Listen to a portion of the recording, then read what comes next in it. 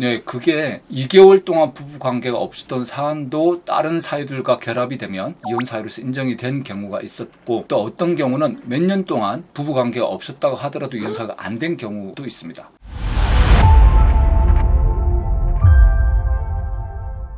안녕하세요. 시원하게 싸우고 정확하게 끝내는 반팔 변호사 장영근입니다. 내 편에게는 다정하게, 상대편에게는 무섭게 제대로 한번 파헤쳐 보겠습니다. 백 변호사님, 오늘 주제는 무엇일까요?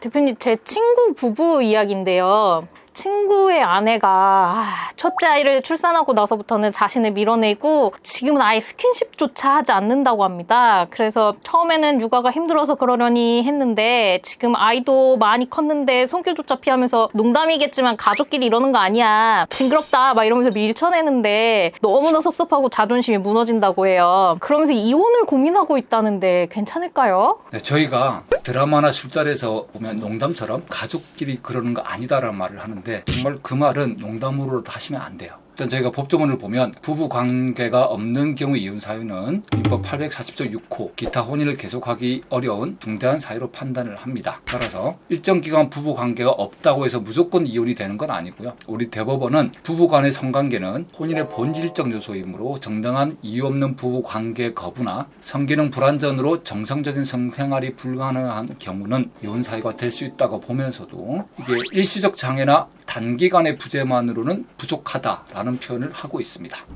그럼 대표님, 딱 기간을 정해서 얼마 동안 부부관계를 안 하면 이혼 사유가 된다, 이런 건 없을까요? 네, 그게 2개월 동안 부부 관계가 없었던 사안도 다른 사유들과 결합이 되면 이혼 사유로서 인정이 된 경우가 있었고, 또 어떤 경우는 몇 년 동안 부부 관계가 없었다고 하더라도 이혼 사유가 안 된 경우도 있습니다. 그러니까 저희가 했던 사건의 경우로 말씀을 드리면 남편이 탈모 치료 로 인해서 성기능의 장애가 일시적으로 왔던 사안인데, 사실 남편은 직장생활이나 사회생활을 하면서 탈모 치료가 더 중요했었고, 아내분은 부부 관계가 더 중요했던 걸 수도 있죠. 이 케이스는 그렇 못했던 사안인데, 그 기간에 1년 정도 흐르고 나서 아내가 이혼 청구를 했습니다. 남성분께서는 탈모 치료는 중요하니까 또 그렇다고 가정을 깰 수는 없었고, 그래서 이혼 청구 기각을 구하는 입장이었고요. 이 사안에서 법원은 전문적인 치료와 조력을 받으면 정상적인 성생활로 돌아갈 가능성이 있는 경우에는 일시적인 성기능 장애가 있다. 또 부부간의 성적인 접촉이 단기간에 부존재하더라도 그 정도의 성적 결합만으로 혼인을 계속하기 어려운 중대한 사유가 될 수는 없다라고 해서 이제 기각을 저희가 받아냈던 사안이긴 한데요. 이게 부부 관계를 하지 않은 기간이 길어지더라도 그 원인이 오히려 이혼을 청구하는 그 배우자의 유책 배우자인 경우, 배우자의 폭언, 폭행, 외도 등으로 인한 경우에도 이혼 청구가 기각이 될 수는 있습니다. 그런데 그런 경우가 아닌 부부 관계를 하지 않은 기간이 길어지는 경우에는 다른 사유들과 함께 이혼 사유가 되는 경우가 점점 늘어날 수 있는 거죠.